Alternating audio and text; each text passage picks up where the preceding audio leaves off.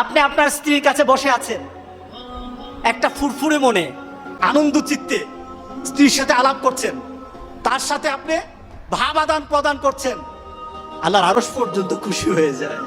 সুবহানাল্লাহ, আল্লাহর আরশ পর্যন্ত খুশি হয়ে যায়।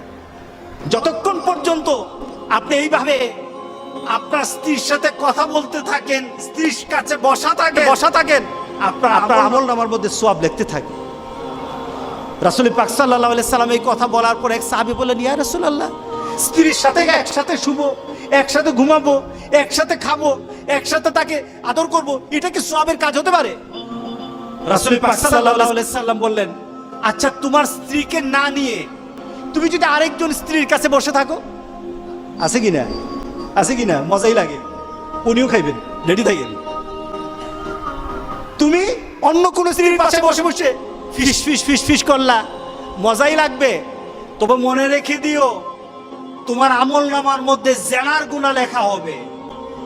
তুমি যতক্ষণ তোমার স্ত্রীর কাছে বসা থাকবে, জান্নাতের দরজাগুলি তোমার জন্য খোলা আরম্ভ হয়ে যাবে।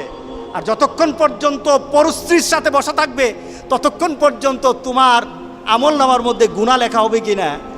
সাহাবায়ে কেরাম বলেন, ইয়া রাসূলুল্লাহ, অন্য স্ত্রীর সাথে বসলে তো গুনাহ তো হবেই, তাহলে তার উল্টাটা তোমার হালাল বউর সাথে বসলে, তোমার হালাল যাকে হালাল করেছো তার সাথে বসলে সওয়াব হয়ে যাবে। সুবহানাল্লাহ, সুবহানাল্লাহ।